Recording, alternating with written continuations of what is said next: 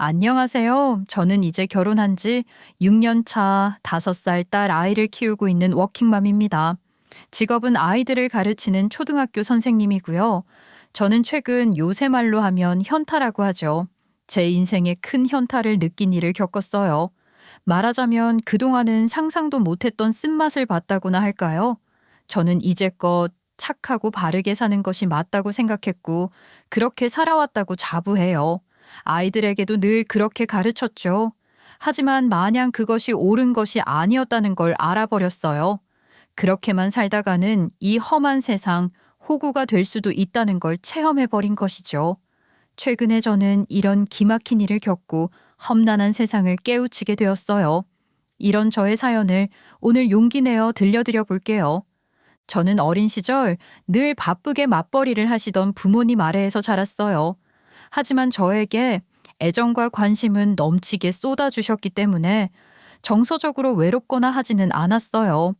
제가 봐왔던 두 분은 늘 평등하게 서로를 존중하고 위해 주시면서 지내셨고, 제 아버지는 가부장적이거나 귀리적인 모습은 전혀 가지고 계시지 않으신 분이셨거든요. 엄마 역시 당당하고 자신감이 넘치시는 분이셨고, 그런 분위기 덕에 저는 언제나 존중받고 살았던 것이죠. 그 덕분인지 저는 학창 시절에 늘 자신감이 넘치고 자존감이 높다, 당당하고 보기 좋다라는 말을 들으며 자랐어요. 하지만 그것이 남을 무시하거나 자기만 옳다는 일로 되지 않기 위해서 부모님은 늘 상대방의 입장에서 생각하고 상대방의 말을 경청하라고 가르치셨어요.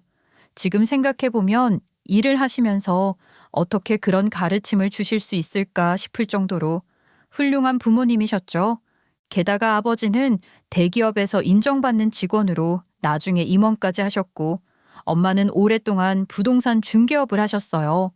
원래 엄마도 직장 생활을 하셨지만 저를 키우면서 할 수 있는 일을 찾다가 공인중개사 공부를 하셨다고 하시더군요. 시험에 합격하자마자 회사를 그만두고 동네에서 작게 시작한 부동산이 나중에는 꽤 큰 규모의 부동산 중개소가 되어서 경제적으로도 넉넉한 편이었죠. 그렇게 정서적으로나 경제적으로도 전폭적인 지지를 받으며 저는 무난한 유년 시절과 학창 시절을 보냈어요. 그리고 정말 열심히 공부했죠. 저에게는 교사가 되고 싶은 확실한 목표가 있었거든요. 그렇게 교대를 나와서 초등학교 선생님이 되었죠. 대학에 들어간 첫 해에 저는 친구를 통해 소개팅을 하게 되었어요. 여고를 나와 아는 남자라고는 아버지 외에 거의 없다시피 했는데, 공학을 나온 친구가 근처 대학에 다니는 남자 동창들이 교대생과 소개팅을 하고 싶다고 해 주선을 한 거였죠. 거기서 만난 남자와 저는 사귀게 되었어요. 당시 그 남자는 저보다 2살 많은 사람으로 ROTC 정복을 입고 나왔어요. 워낙에 잘생긴 데다 제복을 입고 온 그 모습이 얼마나 멋지던지 그와 저는 거의 첫눈에 반했다고는 할까요? 첫 데이트를 할 때 그는 밥값을 같이 내려는 저에게 이랬어요. 밥값을 왜 자기도 내려고 해? 이런 건 다 남자가 사는 거야. 그냥 가만히 있어. 무슨 소리야. 자기나 나나 어차피 똑같이 용돈 받는데 자꾸 이러면 부담스럽잖아. 그래도 우리 미선이는 공주니까 아무것도 하지 마. 그냥 가만히 있으면 내가 다 해줄게. 이 정도는 해야 남자라고 할 수 있지. 오빠만 믿어. 그런 경험은 처음이었어요. 그는 저를 그야말로 공주처럼 모셨어요. 음료수병 뚜껑 하나를 딸 때도 무슨 가방을 들 때도 전부 자기가 해주었고, 내 여자는 남자인 내가 지켜야지, 남자인 내가 다 해야지라는 말을 입에 달고 살았어요. 저는 온전히 사랑을 받고 남자에게 보호를 받는다는 그런 기분에 너무나 행복했죠. 늘 온화하던 아버지와 다른 박력 있는 모습에 반했다고나 할까요? 그 사람의 집안 환경과 자라온 과정은 저와는 정말 정반대였어요. 그의 아버지 역시 직업 군인이셨거든요. 그랬기 때문에 늘 엄격한 아버지 밑에서 혼나기도 많이 혼나고 때로는 체벌도 당하면서 자랐다고 하더군요. 몇 년 사귀고 그 사람이 졸업과 동시에 학사장교로 임관을 할 때 만났던 그의 부모님 역시 저희 부모님과는 완전히 다른 분이셨어요. 제발 몸 조심하거라, 응? 어디 아프면 바로 이야기하고 너 추운 거 싫어하는데 어쩌니? 따뜻하게 잘 챙겨야 한다. 쓸데없는 소리 좀 하지 마. 군인이 아프다고 바로 이야기하면 그게 군인이야? 뭐 힘들어도 참고 견뎌. 그게 참 군인이니까. 남자라면 누구나 당연히 해야 할 일이니까 당당하게 잘하고 와라. 알았지? 별것 아닌 것에도 떽떽거리면서 눈을 부라리는 그 아버지의 모습이 저는 적응이 되지 않더군요. 거기에 제대로 한마디 대꾸도 못하는 남친의 모습도 낯설었고요. 그의 어머니 역시 그의 아버지 말 한마디에 찍소리도 못하고 돌아서서 눈물만 찍어댔어요. 이게 무슨 60년대, 70년대 모습인가 싶어서 벙쪘지만 그때야 아직 철없는 대학생 시절이라 그냥 그렇구나 하고 말았어요. 남친의 아버지는 임관식에 온 저를 아래 위로 훑으면서 어쩌면 무례할 수도 있는 말을 찍찍 해댔어요. 치마가 짧다는 둥, 화장은 좀 덜 하는 게 더 보기가 좋다는 둥, 현석이가 군대 다녀올 동안 몸가짐 조심하고 친구도 만나지 말라는 둥 말이죠. 정말 꼰대 그 자체였어요. 하지만 그 어머니는 자상하셨어요. 제 손을 잡으며 이랬죠. 여기까지 와주고 정말 고마워요. 이렇게 곱고 이쁜 여자친구를 두고 가려니 우리 아들이 얼마나 심란할까. 어제도 밤에 혼자 끙끙대더라고. 그러니까 부디 우리 아들에게 잘해주고 오래오래 만나요. 내 욕심인 건 알지만 나도 아가씨가 좋아서 그래. 이러면서 웃으시는데 인정을 받은 것 같아 기분이 좋더라고요. 거기에 남친은 그 누구보다 저를 사랑해주고 아껴주고 거기에 제가 하는 말이면 그야말로 죽는 신용까지 하며 잘 해주었어요. 그랬기에 저는 대학 1학년 때 만난 그 사람 한 명과 계속 만났어요. 당시에 저는 대학을 졸업하고 임용시험에 합격해 서울에 발령을 받은 지 몇 년 된 상황이었어요. 집에서 가까운 서울로 발령을 받기 위해 정말 피나는 노력을 한 터라 값진 결과였죠. 남친은 학사장교 의무 복무를 마치고 당연한 수순으로 직업군인의 길을 선택했어요. 어릴 때부터 너는 아버지 뒤를 이어 군인이 되어야 한다는 말을 들으며 자라서인지 다른 미래를 생각해 본 적도 고려해 본 적도 없었다고 하더군요. 연애 시절은 솔직히 좋았던 건 아니었어요. 군대에 있다 보니 일단 거리도 멀었고 그 사람이 외박을 나오거나 휴가를 나올 때까지 기다려야 했거든요. 게다가 그가 근무하는 부대는 거의 경기도 외곽이거나 강원도 혹은 지방 어디였기 때문에 어떨 때는 한 달에 한 번도 만나기 힘들었어요. 지금 생각하면 젊은 시절 남자친구와 알콩달콩 연애를 하면서 그때만 할 수 있는 것들을 해보지 못한 것이 좀 아쉽기도 해요. 하지만 제가 다른 연애를 해봤어야 이게 힘들고 아쉽다는 걸 알죠. 원래부터 그래왔던지라 저는 그러려니 하고 또 살았어요. 그 사람의 입장에서 어찌 할 수가 없는 일이니 어쩌겠어 하는 마음이었던 것 같아요. 그렇게 지내던 중 그 사람이 프로포즈를 한 것이죠. 자, 이거 받아. 앞으로 우리 한 집에서 만나는 사이 하자. 응? 이거 반지 아니야? 지금 나한테 프로포즈 하는 거야? 우리 사귄 지 벌써 5년도 넘었어. 매달 근무표 나올 때마다 어떻게 하면 자기 만나러 갈 수 있을까, 휴가를 어떻게 내야 할까 매번 고민하는 거 이제 지겨워. 결혼해도 내가 자주 집을 비우기는 하겠지만 그래도 나 집에 오면 늘 자기가 있었으면 좋겠어. 응? 내가 정말 잘해줄게. 솔직히 처음에는 고민을 했어요. 아직 제가 어렸고 학교에 근무한 지 얼마 되지도 않아 좀 더 일을 하다가 결혼을 하고 싶었거든요. 하지만 그때 생각지도 못한 소식을 듣게 되었어요. 엄마가 암에 걸리신 거였죠. 대장암 초기라고 하셨어요. 아휴, 걱정하지 마. 수술하면 괜찮아진다고 하셨어. 다행히 초기에 발견했지 뭐니. 엄마, 그래도 그렇지 그걸 어떻게 수술 날짜까지 다 잡고 입원 전날 이야기하는 사람이 어딨어. 너 이럴까 봐 그랬다. 교수님이랑 다 상담했고 걱정할 수준 아니래. 이번 기간 동안 아빠가 병간호할 거니까 너는 내 심부름이나 잘하세요. 알았지? 초기라고는 하셨지만 그래도 수술은 수술이었어요. 수술과 항암을 거치면서 부쩍 쇠약해진 모습을 보니 마음이 너무 아팠죠. 그리고 문득 언젠가 부모님이 내 곁을 떠날 수도 있겠다는 사실이 현실감 있게 확 다가오더군요. 엄마의 암 소식에 저는 결혼에 대한 마음을 확 굳혔던 것도 있어요.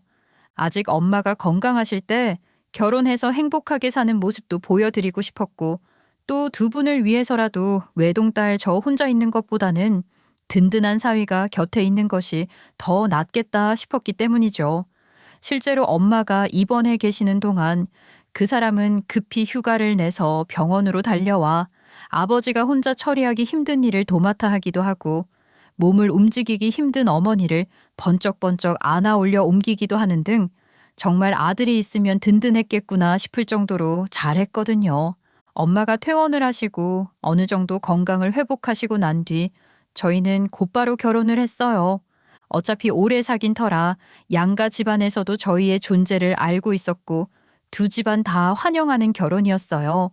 저희 집에서는 든든한 아들이, 남친네 집에서는 참한 교사 며느리 본다고 아주 좋아하셨던 거죠. 당시 남편은 부임지가 멀어서 결혼하고 나서도 저희는 일단 떨어져서 살게 되었어요. 결혼하고 다행히 남편이 서울에 있는 부대로 정은을 오게 되어서 저희는 인근에서 함께 살 수 있었죠.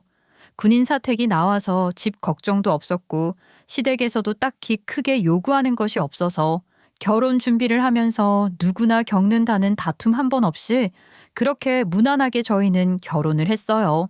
물론 시모될 분이 약간 욕심을 부리셔서 저희 엄마가 대충 절반만 맞춰주는 신용을 했고, 그것 때문에 시어머니가 시아버지에게 엄청 혼이 나셨다고 하더군요. 저는 모른 척 그러려니 했죠. 그렇게 신혼생활을 막 시작하는데 걱정하던 일이 벌어졌어요. 엄마의 암이 재발된 것이에요. 이번에는 대장을 지나 복막으로 퍼졌고 상황이 그리 좋지는 않았어요. 마침 아버지도 정년 퇴직을 앞두고 있는 터라 아버지가 퇴직을 하시고 어머니를 돌보시겠다고 하시더군요. 그러고 뜻밖의 말씀을 하셨어요. 우리 서울 생활 정리하고 엄마 고향으로 내려가서 살기로 했다. 엄마가 늘 그랬잖아. 나중에는 고향에 내려가 이쁜 집에서 마당에 텃밭도 꾸미고 살고 싶다고. 이참에 그러기로 했어. 병원에 자주 가야 하는데 괜찮겠어? 그런 집은 또 할 일도 많고 손 갈 곳이 엄청 많을 텐데. 아유, 의사 선생님도 괜찮다고 했다. 병원을 뭐 매일 가는 것도 아닌데 뭘. 오히려 공기 좋은 곳에서 부지런히 몸을 움직이는 게 더 좋을 수도 있다고 하시더라고. 가면 이모들도 많고 그러잖아. 무엇보다 아빠는 저 부동산 빨리 정리하고 싶다. 일하면서 스트레스 많이 받아서 엄마가 아픈 것 같아서 속상해. 그렇게 두 분은 엄마의 고향에 마당 딸린 예쁜 집을 구하셔서 귀농을 하셨어요. 엄마의 고향은 서울에서 그리 멀지 않은 아담하고 정겨운 곳이었고, 그곳에는 아직 엄마의 친구들과 이모들이 살고 있어서 저에게도 낯설지 않은 곳이었죠. 귀농을 하신 뒤 엄마는 오히려 예전보다 훨씬 편안하고 활기차 보였어요. 서울을 오가며 열심히 한감도 받고 친구들과 이모들도 만나고 매일매일 텃밭이며 집안도 가꾸니 건강해지는 것 같다고 말이죠. 저는 안심을 했어요. 제발 이렇게만 계속 지낼 수 있다면 얼마나 좋을까 그렇게 생각을 했어요. 부디 여기서 더 나빠지지 않고 말이죠. 그 사이에 저는 임신을 하게 되었어요. 결혼한 지 1년도 되지 않아 생긴 아이라 뜻밖이긴 했지만 엄마와 아빠는 물론 시부모님들도 크게 기뻐하셨어요. 그 엄격한 시아버지마저 크게 웃으면서 좋아하실 정도였으니까요. 물론 남편의 기쁨도 엄청났어요. 늘 자기는 빨리 아이를 낳아서 키우고 싶다고, 꼭 딸을 낳아서 공주처럼 키우겠다고 했거든요. 하지만 기쁜 일 뒤에는 안 좋은 일이 따라오는 것일까요? 제가 임신 6개월에 접어들었을 때 남편의 발령지가 갑자기 바뀌게 되었어요. 서울을 떠나 강원도 오지로 발령이 난 것이죠. 제가 임신을 하고 남편이 강원도로 발령이 나자 남편은 엄청 좌절을 하더군요. 이제 곧 아이가 태어날 텐데 그곳으로 가면 한 달에 한 번도 나오기가 힘들 것이라고 말이죠. 그리고 발령지를 바꾸기 위해 온갖 애를 쓰는 것 같았어요. 저 역시 혼자 애를 키우고 직장 생활을 할 생각을 하니 눈앞이 깜깜하더군요. 하지만 이미 결정이 난 발령지를 바꿀 수가 있나요? 어쩔 수 없다 생각하고 있는데 시아버지가 저희를 부르시더군요. 그러고는 이상한 소리를 하셨어요. 발령지가 저렇게 멀고 이제 혼자 몸도 아니고 애가 생기는데 이렇게 떨어져 사는 건 말도 안 된다. 그러니까 이참에 너도 사회생활 정리하고 따라가. 네? 아버님, 그게 무슨 소리세요? 제가 어떻게 따라가요? 너도 강원도로 학교 발령 내달라고 하면 되잖아. 내가 알아보니까 거기 선생님 모자라서 신청만 하면 바로 된다고 하더라. 그러니까 너도 빨리빨리 발령 신청해. 안 돼요, 아버님. 제가 서울에서 근무하려고 얼마나 노력을 했는데요. 일부러 서울에서 임용고시 보느라고 재수까지 했어요. 거기에 이 사람이 평생 그쪽에서 근무하는 거라면 모르겠지만 또 몇 년 있다가 어디로 갈지도 모르는데 어떻게 덜컥 따라가요. 말도 안 되죠. 저는 시아버지가 각시도 교육청별로 교사를 따로 뽑아서 관리하는 사실을 모르실 거라 생각하고 이렇게 설명했어요. 그럴 수 있잖아요. 물론 신청하면 다른 곳으로 옮겨갈 수 있지만 그렇게 한번 옮겨가면 서울로 다시 들어올 수 있을지는 장담할 수 없어요. 안 그래도 학교가 주는 판에 서울은 교사를 정말 적게 선발하기 때문이죠. 하지만 제가 이렇게 이야기하자 시어머니가 제 손을 얼른 붙들고 남편의 얼굴이 사색이 되더군요. 그 두 사람이 왜 그러는지 저는 그 이유를 곧바로 깨달았어요. 시부의 얼굴이 곧바로 시뻘개지더니 극노하면서 저에게 쩌렁쩌렁 고함을 질러대었거든요. 뭐? 어디 감히? 이게 어디서 감히 시아버지한테 따박따박 말댔고요. 이게 어디서 누구를 가르치려고 들어? 그리고 당연히 여자가 남자를 따라가야지. 어떻게 애까지 가진 여자가 지 혼자서 여기서 살겠다고 고기를 빳빳이 들고 덤비길. 그럴 거면 너 당장에 학교 때려쳐라. 때려치우고 남편 따라다니면서 수발 들고 애 키워. 그게 여자가 할 일이야. 아이고 여보, 홀몸도 아닌 애한테 그렇게 화를 내면 어떡해요. 하얀 목소리 낮춰요. 애 놀래요. 얘 말하는 게 건방지잖아. 너 니네 집에서 그렇게 가르치디? 어? 어디서 건방지게 어른 앞에서 지 할 말을 다 하고 있어. 여자 남자 놀이도 모르면서 애들을 가르치기는 뭘 가르쳐. 기본도 안 되어 있으면서. 당장 그만두고 네 남편 따라가. 어찌나 목소리가 우렁차던지. 하지만 저는 놀라기보다 기가 찼어요. 저에게 그렇게 마구잡이로 악을 쓰는데 남편이라는 놈을 보아하니 한마디도 못하고 제 손만 붙잡고 고개를 푹 수그리고 있었거든요.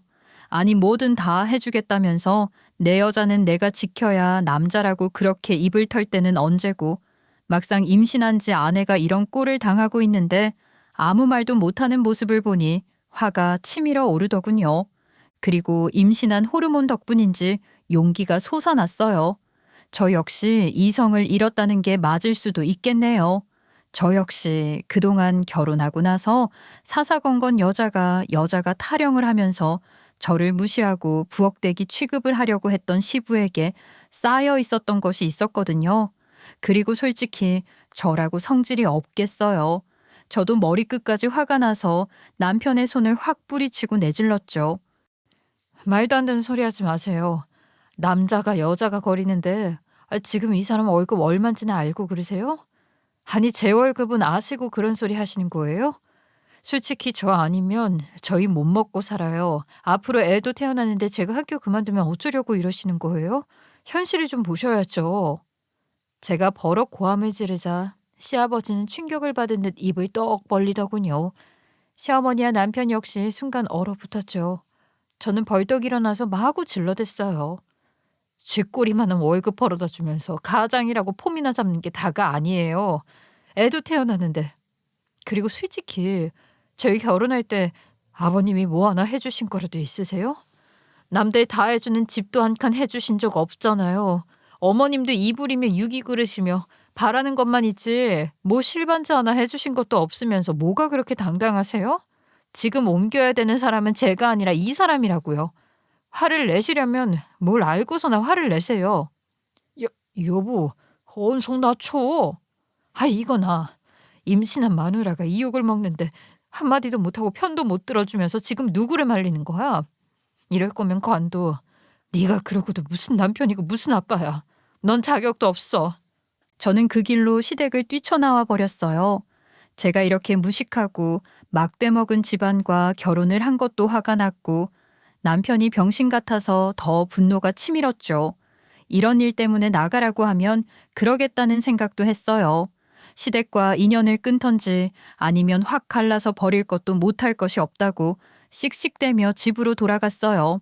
밤 늦게야 집으로 돌아온 남편은 제 눈치를 보면서 잘못했다고 싹싹 빌더군요. 아버지에게는 자신이 말을 잘했다며 화를 풀라고 말이죠. 그러고 뭐 사과 전화를 드려라 이런 말만 해봐 진짜. 나 정말로 안 참아. 아니야. 애기에게 안 좋으니까 당신도 화 풀어. 그리고 당신 안 가도 돼. 거기 너무 시골이라 산부인과도 없고 애기 키우기도 안 좋아. 아버지가 나 가고 나면 우리 신혼 전세도 하나 얻어주신다고 하셨어. 여기 사택도 나가야 하니까. 그렇게 그 일은 지나가는 듯 했어요. 며칠 지나 시어머니가 슬쩍 전화를 해서 몸은 괜찮냐 하셨고 저 역시 아무 일도 없는 듯 전화를 받았거든요. 물론 시부와 통화를 하지는 않았지만 그렇게 넘어갔죠. 하지만 정작 문제는 다른 곳에서 생겼어요. 갑자기 남편이 폭탄 선언을 했던 것이에요. 나 군대 전역하고 다른 일 할까 봐. 재작년에 갑자기 전역한 선배가 있는데 부동산 일을 한대. 얼마 전에 만났는데 돈도 엄청 잘 벌고 일이 잘 되나 봐. 나보고 같이 일하자고 연락이 왔어. 같이 일 배우면서 나도 해보려고. 부동산이라니? 그게 얼마나 힘든 일인 줄 알아? 우리 엄마 아프신 거 보고도 몰라. 그리고 그거 그렇게 몇 년 만에 성공하기 힘들어. 요즘 경기도 안 좋은데 갑자기 무슨 말이야. 지금까지 쌓은 경력이 아깝지도 않아? 월급 적다고 내가 그래서 그래? 그거 내가 화나서 한 말이잖아. 안정적인 직장을 버리고 무슨 말이야. 안 돼, 안 돼. 난 반대야. 그래봐야 내가 육사를 나온 것도 아니고 별을 달 수 있는 것도 아니잖아. 내 마음 좀 이해해줘. 나 당신 옆에서 애 크는 거 보면서 살고 싶어. 장모님도 그래서 일 그만두고 부동산 일을 하셨다며. 이 일하면 내가 육아도 많이 할 수 있잖아. 저는 끝까지 반대를 했어요. 하지만 남편의 고집을 꺾을 수는 없었죠. 장모님도 돈 많이 버셨고 전역했던 선배도 고급차를 끌고 다니면서 성공을 했다며 바람이 들어도 아주 단단히 들었더군요. 다 큰 어른이 그러겠다는데 누가 말리겠어요. 시부 역시 펄펄 뛰고 난리가 났지만 소용이 없었거든요. 남편 말로는 태어나서 아버지 말을 거역한 것은 처음이라고 했어요. 아무리 시부가 반대를 한다 하더라도 어쩌겠어요. 저 역시 포기할 수밖에 없었어요. 물론 남편 말대로만 하면 다 행복할 것 같기도 했어요. 남편 일만 잘 된다면 확실히 육아 부담을 덜 수도 있고 저 역시 직장 생활을 잘 할 수 있으니 오히려 현명한 선택일지도 몰랐죠. 그렇게 남편은 전역을 하고 열심히 공인중개사 공부를 했어요. 그 사이에 우리는 시댁이 얻어준 작은 전셋집으로 이사를 하고 저는 무사히 출산을 했고요. 아주 건강하고 예쁜 딸이었어요. 저에게 화가 머리끝까지 나서 내 아들 군인도 못하게 한 며느리라며 다시는 얼굴을 보지 않겠다던 시부도 손녀는 어쩔 수 없었는지 슬그머니 찾아와 손녀 얼굴을 넋을 잃고 쳐다보더군요. 얄미운 소리를 하나 덧붙이기는 했어요. 이번에는 예쁜 딸 낳았으니까 그 다음에는 건강한 아들을 낳도록 해라. 사람 어디 가겠나요? 하지만 무엇보다 행복했던 건 엄마에게 예쁜 손녀를 안겨줄 수 있었다는 사실이었어요. 엄마와 아빠가 내 딸을 안고 행복해하는 모습을 보면서 이것만으로도 충분하다는 생각이 들었어요. 남편이 직업을 바꾸니 좋은 점이 있기는 하더군요. 남편이 집에 있으니 힘든 육아에 정말 큰 도움이 되었거든요. 그 와중에 남편은 다행히 한 번에 공인중개사 시험에 합격을 하고 선배네 사무실에 나가 열심히 일을 하기도 했어요. 저는 집에서 아기를 돌보고 남편이 퇴근을 하면 같이 저녁을 먹고 남편은 꿈 같은 일상이라며 행복하다고 했어요. 겉으로 보기에는 완벽해 보이는 가정이었죠. 하지만 저는 영 불안했어요. 아무리 보아도 그 선배가 한다는 사무실이 보통의 부동산 사무실이 아닌 것 같았거든요. 어릴 때부터 엄마가 일하는 걸 늘 봐왔던 저로서는 그 선배가 정상적인 부동산 일을 하는 것이 아니라는 감이 왔거든요. 하지만 제가 아무리 이야기를 해도 남편은 들으려 하지 않았어요. 그 선배라는 사람을 완전히 믿고 무슨 교주처럼 따른다고나 할까요? 정말 한숨이 나왔지만 어쩌겠어요. 그렇게 육아휴직을 하며 남편을 불안하게 지켜보고 있는 도중에 하루는 시모에게 전화가 오더군요. 그러면서 친정엄마의 소식을 묻는 겁니다. 아유, 이번에도 입원을 하셨다며. 몸은 괜찮으셔? 아유, 괜찮으세요. 정기적으로 입원해서 상태를 봐야 해서요. 그런데 갑자기 왜요, 어머님? 아니, 생각해보니 사부인 가끔 올라오셔서 입원도 하시는데 내가 한번 가보지도 못한 게 마음에 걸려서 말이다. 병원 어딘지 좀 알려다오. 아무리 그래도 내가 한 번은 가봐야지. 그동안은 우리 엄마가 항암을 하던 입원을 하든 한마디 묻고 말던 사람이 갑자기 왜 이러나 싶었지만 저는 그럴 수도 있겠다 싶어서 병원을 알려드리고 병문안을 갈 것이다. 부모님께 말을 전하고 말았죠. 당시 저는 아기가 어려서 병원은 가보지 못했거든요. 나중에 들어보니 시부모님이 이사를 계획하고 있는데 아는 게 없어서 겸사겸사 부동산 소개도 받았다고 하더군요. 남편이 어릴 때부터 살던 동네였는데 갑자기 웬 이사냐 싶었지만 제 일 아니니 저는 그냥 그러고 잊었어요. 아니 신경 쓸 겨를이 없었어요. 불안하게 여기던 제 감이 맞았기 때문이었죠. 왼수 같은 남편은 결국 사고를 치고 말았던 거예요. 뺀지르하게 하고 다니던 선배라는 놈은 사기꾼이었던 겁니다. 남편이 일을 배운다고 다녔던 부동산은 사기 떴다방이었는데 더 기가 막힌 것은 남편이 퇴직금의 눈꼽만큼 나오던 연금까지 전부 저당을 잡혀 빚을 내서 투자를 했다는 사실이었어요. 전역을 하고 생활비 한 푼 갖다 준 적이 없었는데 사고까지 치고 오니 어이가 없었죠. 저는 볼 것도 없이 남편을 그냥 시댁으로 내쫓아 버렸어요. 내가 그랬지. 그 부동산 이상하다고 했잖아. 그런데 뭐? 나만 믿으라고? 네가 몰라서 그런다고? 당장 나가. 내가 널 뭘 믿고 살아? 대체 어떻게 살라는 거야? 얼마나 화가 나던지 시댁으로 쫓아간 남편은 결국 시아버지에게 엄청 두들겨 맞았다고 했어요. 시어머니가 엉엉 울면서 전화를 했지만 어쩌라고요. 그러든지 말든지 저는 이혼 서류를 떼러갈 준비를 하고 있었어요. 하지만 그 기세등등하던 시아버지도 이번에는 굽히고 저에게 직접 전화를 해 저를 달래더군요. 고작 달랜다는 말이 이따위긴 했지만요. 그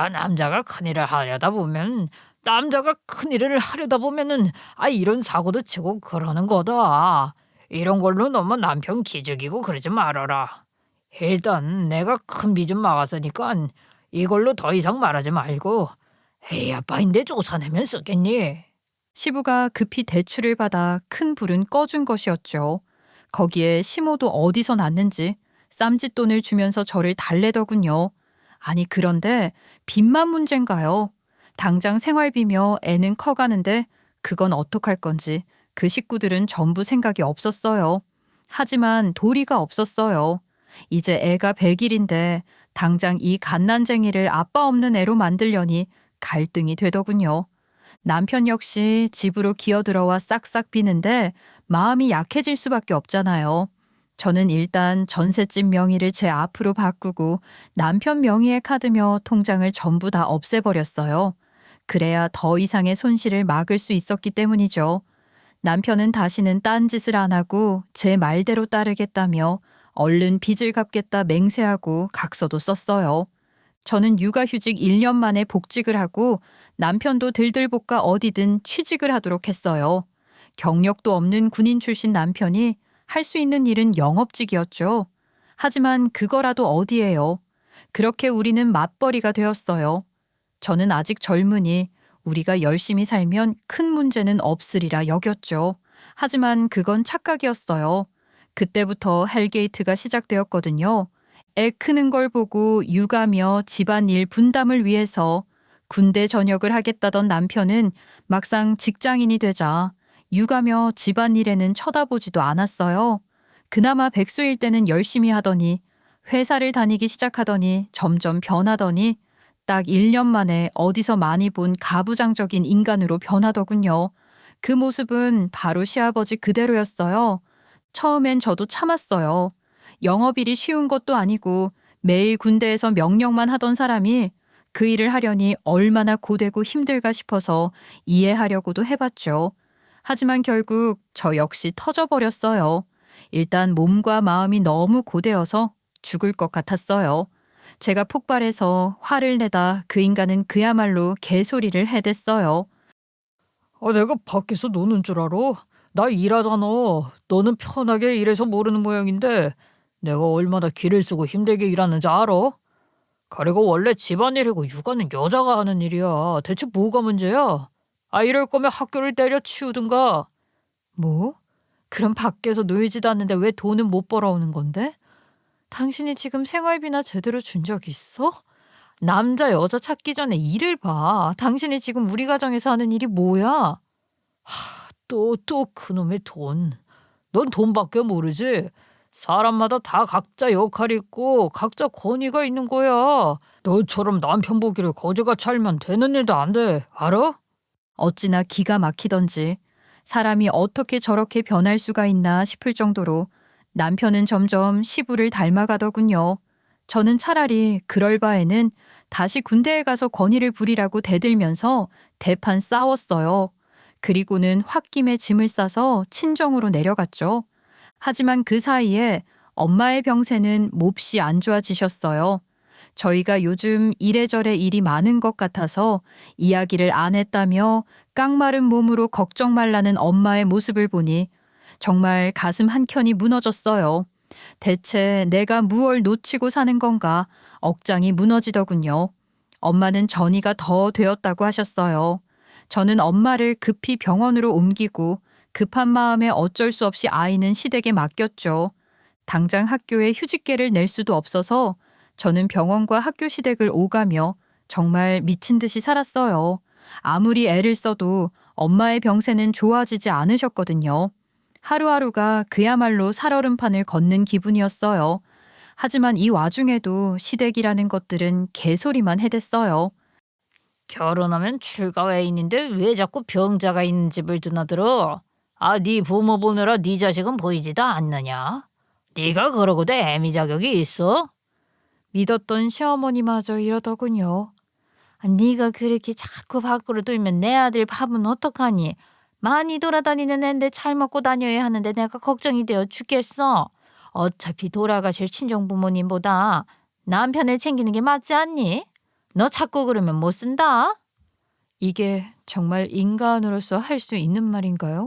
아이를 챙기러 갔다가 들은 시어머니의 말에 저는 다시 한번 이성의 끈이 끊어졌죠. 그렇게 걱정이 되면 어머니가 가서 아들 밥 좀 챙기세요. 그리고 뭐 어차피 돌아가실 부모님? 두 분도 자식 키우는 분들이면서 어떻게 그런 말씀을 하세요? 부모 자격?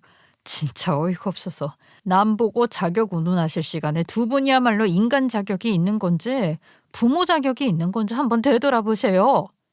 저는 정말 끝이 없다 생각하고 되들었어요. 이런 시부모는 더 이상 보고 싶지도 볼 생각도 없었기 때문이었죠. 그날 저녁 이야기를 들었던지 남편과도 2차전을 벌이는데 그 인간 역시 헛소리를 해대더군요. 우리 부모님이 내 걱정해서 하는 말이지. 뭐 틀린 말 한 건 없잖아. 원래 여자가 애를 키우고 살림하는 게 맞는데 뭘. 우리 아버지 성격 알면서 뭐 그런 거 가지고 화를 내서 또 분란을 일으키냐. 하여튼 너는 그 성질머리가 문제야. 그렇게 나를 집안에 들어앉히고 싶으면 네가 돈을 똑똑히 벌어오든지 해. 아니면 집안일을 더 하던가. 남자 돈 따로 있고 여자 돈 따로 있어? 나 혼자 애 낳았어? 우리 엄마가 아파서 힘들다는데 그 정도도 이해를 못해? 저는 정말 이를 악물고 대판 싸웠어요. 다시는 시댁과 보지 않을 생각이었죠. 그렇게 불편한 며칠을 보내는데 아버지에게 급한 연락이 왔어요. 엄마가 위독하시다는 겁니다. 며칠 전 퇴원하고 시골 집으로 내려가실 때만 해도 괜찮아 보이셨는데 저는 다급하게 아이를 데리고 집으로 내려갔죠. 내려가면서 남편에게 연락을 했더니 이러더군요. 아유, 어떡하지? 나 지금 큰 계약건이 있어서 출장에 와 있어. 내가 급하게 일 마무리하고 갈 테니까 먼저 가. 정말 무슨 정신으로 내려갔는지 기억이 나지 않아요. 이번에는 뭔가 다르다는 느낌이 들었다고나 할까요? 결국 제가 내려가자마자 어머니는 저를 기다렸다는 듯 제 얼굴을 한번 쓸어보고 제 딸아이의 손을 잡더니 곧 눈을 감으셨어요. 아무리 각오를 하고 마음의 준비를 했던 일이라고는 했지만 슬픔은 컸습니다. 이제 영원히 엄마를 보지 못한다는 사실은 제 마음을 갈기갈기 찢어 놓았죠. 시댁과는 많이 불편한 사이가 되었긴 했지만 그래도 큰일이라 저는 전화를 했어요. 시부는 제 전화를 받지도 않더군요. 그리고 시모는 고작 한마디 했어요. 그러니 아유 그래 고생하거라. 진짜 이 말이 끝이었어요. 남편에게 전화했더니 이러더군요. 알았어. 나 진짜 큰 계약건이야. 계약 마무리하고 갈게. 끊어. 저는 기다렸어요. 고작 3일장이잖아요. 기다리고 또 기다렸어요. 제가 외동딸이고 유일한 사위인데 어떻게 안 올 수가 있겠어요. 그런 일은 상상도 할 수 없다고 생각하면서 기다리고 또 기다렸죠. 하지만 그게 끝이었어요. 그 인간은 끝까지 얼굴을 내밀지 않았어요. 아버지 역시 끝까지 아무 말도 하지 않으셨어요. 제가 전화를 하는 모습을 그냥 지켜보고 계시다가 조용히 슬픔을 삼키며 장례식을 치르었죠. 다행히 장례식이 엄마의 고향에서 치러진 터라 많은 친척들과 친구들이 와주셨어요. 또 같이 일을 하셨던 분들이 먼 곳에서 찾아와 주셔서 엄마의 가는 길은 많은 분들의 배웅을 받으며 보내드릴 수 있었어요. 장례식 마지막 날 발인을 하고 화장터로 가면서 저는 가족의 이름에서 사위의 이름을 지워버렸어요. 이제 앞으로 제 인생과는 물론 우리 가족과도 전혀 상관이 없는 이름인데 엄마의 마지막 가는 길을 더럽히고 싶지 않았기 때문이었죠. 그렇게 엄마를 화장하고 납골당에 모시고 난 뒤 저는 아버지와 함께 엄마가 없는 집으로 돌아왔어요. 그리고 아빠에게 어렵게 제 이야기를 꺼냈죠. 저의 결심과 함께 말이에요. 아버지는 늘 제 편이셨고 언제나 저의 결정을 지지하고 응원해 주셨던 분이시죠. 그리고 이번에도 마찬가지였어요. 아빠와 저는 딸아이를 함께 얼싸안고 조용히 눈물을 흘렸어요. 다음 날 저는 친하게 지내던 선배 언니에게 전화를 해 저의 상황을 설명하고 도움을 청했어요. 그 언니의 남편이 변호사였기 때문이었죠. 며칠 지나지 않아 학교는 방학을 했어요. 저는 시골집에 계속 머물렀어요. 아이도 이곳에서 훨씬 더 밝고 행복해 보이더군요. 그동안은 어린이집에 맡겨졌다 시댁에도 갔다가 불안정하게 양육자가 자꾸 바뀌다 보니 불안정한 모습도 조금 있었지만 여기서는 외할아버지의 살뜰한 보살핌과 이모들의 사랑을 듬뿍 받으니 칭얼대는 것도 없이 훨씬 건강하고 표정도 좋고 잘 놀았죠.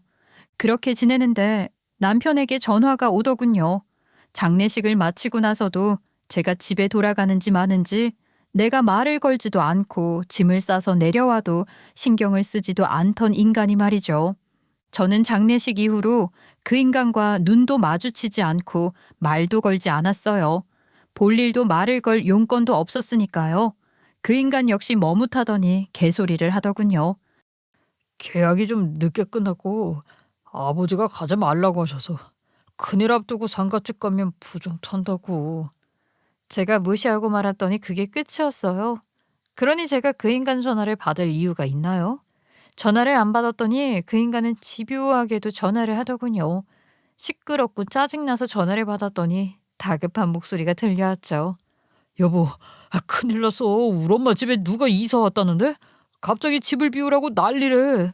엄마가 당신한테 빨리 전화를 해보라는데 뭐 당신 아는 거 있어? 잘 알지? 아니 이게 갑자기 무슨 일이야.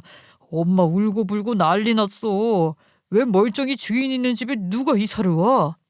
등신? 내 집 내가 팔았으니까 당연하지. 사실 시부모가 살던 집은 제 명의의 제 집이에요. 중간에 시모가 이사를 해야 한다며 저희 엄마에게 찾아갔던 일이 있었잖아요. 알고 보니 시모가 사고를 쳤던 거더군요. 사업을 해보겠답시고 집 담보로 대출을 받아서 무슨 다단계 사업에 투자를 했다가 홀라당 날려먹은 거였어요. 시부모는 졸지에 살고 있던 집을 날리고 길에 내 앉을 판이었던 것이었고요. 시모는 이러다가 남편에게 맞아 죽고 이혼을 당하겠다 싶었나 보더군요. 그렇다고 인간이 사악하게 어떻게 그럴 수가 있는지 암투병 중인 우리 엄마에게, 그것도 저에게는 아주 병문안을 가는 척 생색을 내면서 입원 중인 친정엄마를 찾아가서 저 몰래 도와달라고 사정사정을 한 것이었어요. 엄마가 부동산을 오래 하셨으니 어떻게 집 문제는 해결해 줄 수 있으리라. 그 와중에는 머리를 썼더라고요. 친정 부모님은 귀농을 하시면서 살던 집을 팔고 그 돈으로 더 좋은 동네에 마침 집을 한 채 사두셨었어요. 그리고 나중에 저에게 물려줄 생각이셨다고 하시더군요. 시모가 찾아가 사정사정을 하니까 친정 엄마가 일단 사위는 살려야겠다는 생각에 그 집으로 들어가라고 하시고 아시는 부동산을 통해 임대 계약을 하신 것이죠. 물론 사위보다는 우리가 더 잘 살기를 바라는 마음이셨겠죠. 그리고 병세가 점점 악화되시자 그 집을 제 명의로 바꾸셨던 것이었어요. 평소 알고 지내시던 부동산 사장님이 병문안을 왔다가 저에게 이런저런 서류에 도장을 찍으라고 할 때만 해도 저는 그냥 부모님 재산을 정리한 것이라고 여겼어요. 당시 저는 엄마를 병원에 모시고 아이를 돌보랴 일을 하랴 정신이 없었던 터라 자세히 보지도 않았고 엄마와 그 사장님이 하라는 대로 그냥 사인을 했던 것이죠. 하지만 엄마는 눈을 감기 전에 제 손을 잡고 조용히 모든 일을 다 이야기해 주셨어요. 그리고 이러셨죠. 나는 그냥 네가 행복했으면 좋겠어. 너 키우면서 나 너무 행복했거든. 그러니까 너도 나에게 행복을 준 만큼 행복하면서 살아. 그러면 좋겠어. 모든 걸 다 잘하려고 애쓰지 않아도 되니까 행복만 해. 알았지, 내 딸? 그렇게 엄마가 돌아가셨는데 입을 싹 닫는 시모. 아니 그 악독한 시모년이나 아무것도 모르고 며느리 밉다고 얼굴도 안 비치는 시부나 가지 말랬다고 오지도 않는 남편이라는 종자나 저는 이가 갈렸어요. 시모라는 인간은 내가 이 사실을 모를 줄 알고 시치미를 떼고 그 집에서 계속 뭉갤 생각이었던 거죠. 바보처럼 도중에 주인이 바뀌었는데 그걸 확인도 하지 않고 그저 제발 비밀로 해달라는 부탁을 우리 친정엄마가 죽기 전까지도 지킬 줄 알았나 봅니다. 하지만 그런 손해를 생각 없이 보고 살았다면 우리 엄마가 그런 성공을 할 수도 없었을 거예요. 저는 장례식이 끝나자마자 그 집을 당장 팔아야겠다고 생각했고 아버지에게 그간 있었던 일과 저의 결심을 상의했던 것이죠. 저는 그 인간은 물론 그 집안과의 인연도 정리하고 싶었어요. 앞으로는 행복하게 살고 싶었으니까요. 아버지는 물론 그것에 제가 행복해지는 길이라면 지지한다고 무조건 네 편이 되어 주겠다고 하신 거였죠. 그 길로 저는 집을 바로 내놨어요. 어머니와 일을 하셨던 많은 분들이 다 문상을 와주셨고 그 집을 거래할 때 관여한 부동산 사장님 역시 문상을 오셨었죠. 특히 그 사장님은 어머니와 긴 시간 동안 친하게 지내셨고 신세를 진 적도 많아서 제 일을 많이 도와주시겠다고 약속을 하셨어요. 그분에게 집을 팔겠다고 하자 안 그래도 집 가격도 많이 오르고 인기가 좋은 집이라며 좋은 가격에 팔아주시겠다고 흔쾌히 수락을 하시더군요. 저는 어차피 사정을 간단히 아는 분이라 솔직하게 모든 것은 다 까놓고 말씀드렸어요. 그러자 그분은 경악을 하더군요. 아이 참 어이가 없어서. 계약할 때 아주 바닥이라도 길 것처럼 굽실대던 걸 내가 이 두 눈으로 똑똑히 봤는데 공짜로 살게 해줬는데 이것들이 은혜도 모르고 아이 걱정 마라. 내가 책임지고 확실하게 내쫓아주마. 나만 믿어. 그리고 사장님은 아예 경찰을 대동하고 주변 사장님들까지 다 함께 몰려가 이 집에서 당장 나가려고 엄포를 놓았던 모양이더군요. 잔뜩 쫄았던 시부모는 놀라서 남편에게 전화를 했던 것이고요. 저는 코웃음을 쳤어요. 어떻게 된 일인지 궁금하면 당장 시댁으로 와. 나도 가는 길이니까. 저는 그때 짐을 싸고 있었어요. 물론 남편 새끼의 짐이었죠. 저희가 살던 집에서 그 인간의 짐을 몽땅 빼서는 용달에 싣고 시댁으로 갔던 거죠. 시댁은 난리가 났더군요. 경찰이 시부모에게 일주일 안에 집을 비워주시는 게 맞다고 하고 부동산 사장님들도 빨리 나가라고 난리를 치는 중이었어요. 그 사이에 막 도착한 남편은 얼이 빠져 있었고요. 저를 발견한 시부모는 악을 쓰더군요. 아, 이게 대체 무슨 일이냐? 야, 너 무슨 소리를 썼길래 내 집이 네 집으로 동갑을 해? 이 악독한 것, 어떻게 집을 가로채? 저는 태연하게 용달에서 내려 아저씨에게 그 인간의 짐을 전부 내려달라고 했죠. 그리고 시어머니를 흘겨보았어요. 어머니, 애비랑 아버님에게 이야기 안 하셨어요? 어머니가 집 날려먹어서 우리 엄마가 잠깐 살라고 하셨잖아요. 그때는 좋다고 도장 찍고 비밀로 해달라고 그렇게 빌고 비셨다면서요. 아직도 말씀 안 하시면 어째요? 아니 그게 얘 그걸 말하면 어떡하니? 왜요? 그럼 당신들이 우리 엄마 등쳐먹고 있는 건 괜찮고 그거 말하는 건 안 돼요? 웃기고 있네. 여기 이제 내 집이니까 당장 나가라고요. 우리 엄마는 천사 같은 분이시라 참았지만 저는 역겨운 당신 가족들 꼴도 보기 싫으니까 은혜를 원수로 갚아도 유분수지. 길거리에 나 앉을 뻔한 걸 구해주니 아예 모르는 척을 해? 나도 이제 모르는 척 할 테니까 당장 꺼져주시죠. 저는 아무 말도 못하는 남편의 얼굴에 이혼 서류를 던져버렸죠.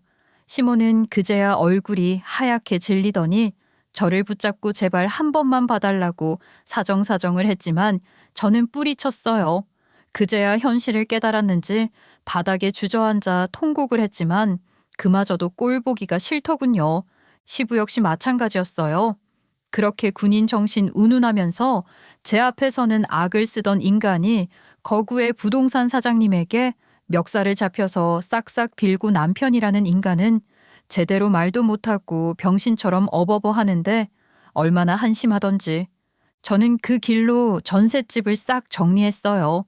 시부모가 해준다 하면서 돈이 모자라 제 돈이 반이나 들어간 집이기도 했고 그 인간이 그동안 돈 한 푼 제대로 벌어다 준 적 없으니 제가 가져도 되잖아요. 물론 중간에 그 인간이 사고를 쳤을 때 전세 명의를 제 앞으로 돌려둔 것이 다행이었죠. 저는 전세금을 깨끗하게 뺐죠. 그렇게 저는 서울살이를 정리하고 아버지가 계신 시골집으로 내려갔어요. 마음이 홀가분했죠. 얼마 지나지 않아 부동산 사장님께 연락이 왔어요. 그 인간들을 일주일 만에 깨끗하게 쫓아내셨다고 하시더군요. 그리고 정말 후한 가격을 쳐서 사장님이 사시겠다고 말이죠. 내가 자네 어머니에게 신세진 일이 많어. 그리고 어차피 앞으로 이 집은 오를 일만 남았으니 나에게도 이득이야. 이 집 자네 주려고 어머니가 엄청 고민해서 사신 집이니까 내가 잘 꾸며서 살게. 한번 애기 데리고 놀러와. 그렇게 얼추일을 정리하고 이혼 절차를 밟으려고 하는데 그제야 남편이라는 인간이 난리가 났어요. 제발 용서를 해달라는 둥, 한 번만 더 기회를 달라는 둥, 다시는 이러지 않겠다는 둥 지긋지긋하게 전화를 하고 달라붙더니 급기야 집으로 찾아오겠다고 하더군요. 저는 당연히 꺼지라고 했죠. 오기만 하면 뼈도 못 추릴 것이라고. 하지만 기어코 그 인간은 예고도 없이 집으로 들이닥쳤어요. 아마 믿는 구석이 있었겠죠. 늘 인자하고 조용하기만 하던 아버지가 있으니 가서 사정을 하면 뭐가 통하지 않겠나 싶었나 봅니다. 하지만 그건 바보 같은 생각이었어요. 남편이 대문 앞에 모습을 보이자마자 마당에 계시던 아버지가 달려나가 남편의 멱살을 잡고 바닥에 내리 꽂았기 때문이죠. 그리고는 소리가 나도록 세차게 뺨을 갈겼어요. 제가 구태여 나설 필요도 없었죠. 그리고는 벼락 같은 목소리로 호통을 치셨어요. 아이 감히 여기가 어디라고 여기에 기어들어와. 인간 같지도 않은 너를 내가 내 집에 들일성 싶어. 인간이 인간 같아야 상대를 하지. 이 개만도 못한 놈. 아이 꺼져. 너 같은 곳에게 내 귀한 딸, 귀한 소녀 절대 못 보내지. 이 벌레만도 못한 것. 그렇게 군인이 어쩌고 하던 그 인간은 찍소리도 못하고 나자빠졌어요. 아버지가 전직 유도 선수라고 제가 말씀 안 드렸죠. 아버지는 누구보다 강하셨지만 언제나 부드럽고 인자하고 상대를 존중할 줄 아시는 분이셨어요. 그 인간이 대문 밖에 벌러덩 자빠진 순간 마침 과일을 사들고 신이 나서 우리 집으로 오던 이모들이 그 광경을 목격했죠. 남편에게는 정말 운이 나쁜 순간이라고밖에 못하겠네요. 하필 딱 마주쳤으니 말이죠. 그러지 않았다면 옷이 찢기거나 머리가 쥐어 뜯긴 채로 신발도 제대로 못 신고 허겁지겁 차로 도망갈 일이 없었을 텐데 저는 웃음을 참으며 이모 셋이 그 인간에게 달려들어 요절을 내는 걸 보았어요. 성격이 괄괄한 이모들은 이러다 애가 배우면 어쩌나 싶을 정도의 화끈한 욕짓거리와 함께 침을 뱉고 뺨을 때리고 머리를 다 쥐어뜯고 그야말로 그 인간을 반 죽여 놓았죠. 마지막에는 제가 못 이기는 척 말려야 할 정도로 말이에요.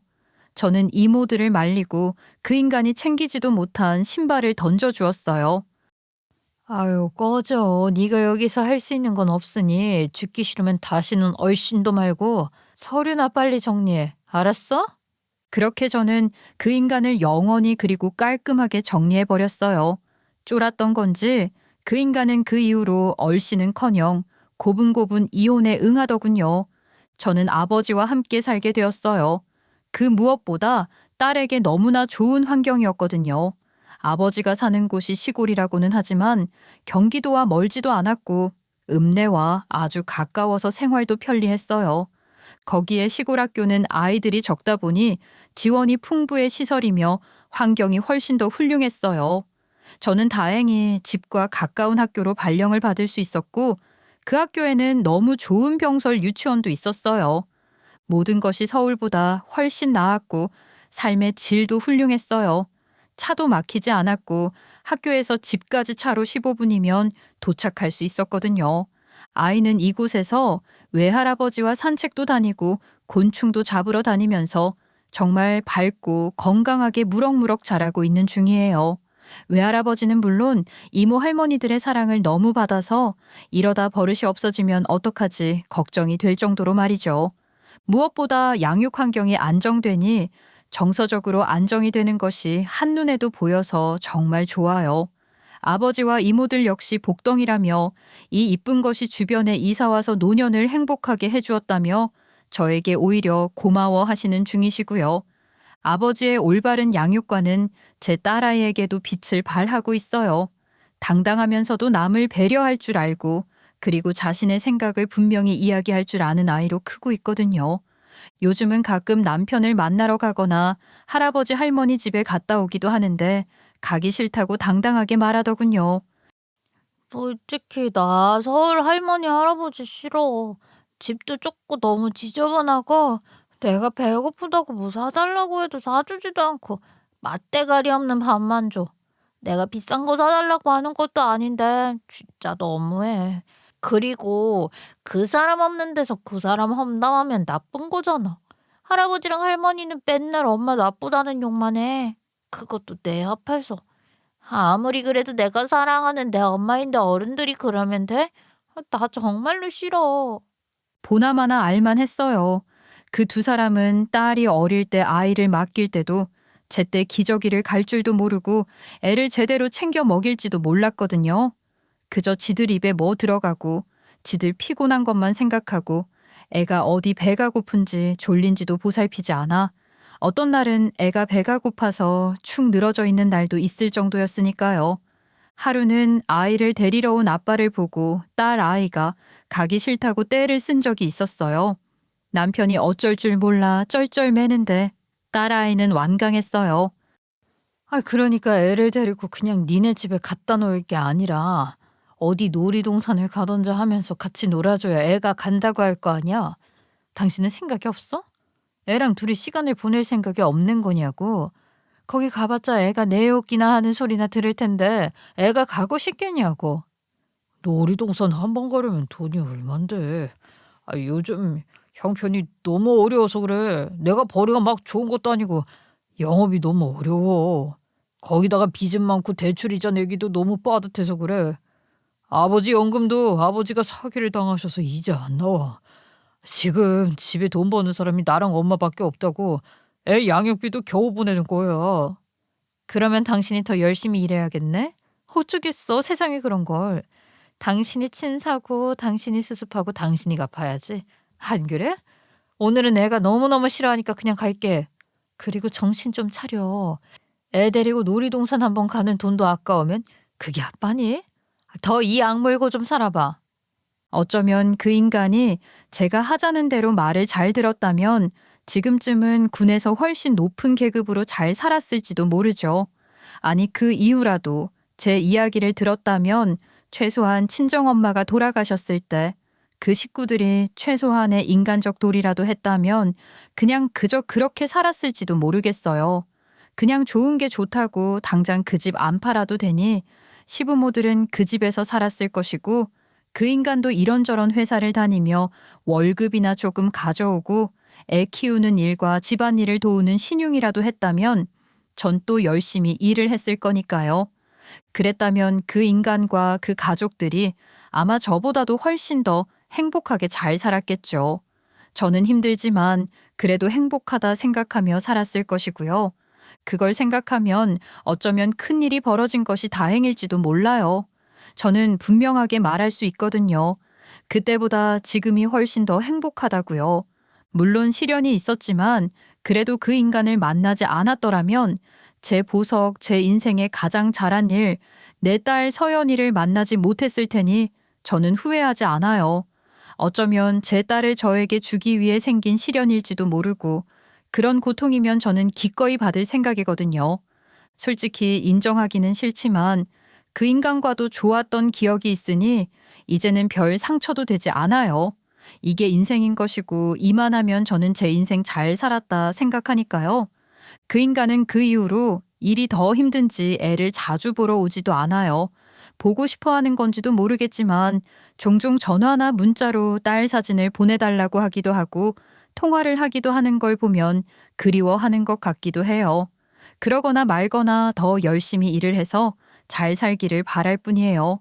그래야 우리 딸에게도 좀 더 좋은 아빠가 될 테니 말이죠. 저는 요즘처럼 편안하고 행복한 일상을 살 수가 없어요. 아이가 올해 제가 근무하는 초등학교 병설 유치원에 입학을 했거든요. 저는 아이와 같이 출근을 해서 아이를 유치원에 맡기고 퇴근할 때 같이 데리고 퇴근을 해요. 집으로 돌아오면 아버지가 모든 집안일을 싹 해놓고 저녁까지 차려놓으신 채로 저와 아이를 목 빠지게 기다리고 계시죠.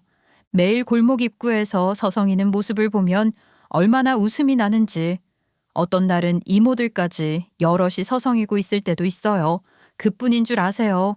퇴근하고 유치원에 아이를 데리러 가면 벌써 가고 없는 날도 있어요. 아빠와 이모가 저 몰래 유치원에 와서 애를 홀랑 데려다가 실컷 놀고 계신 거죠.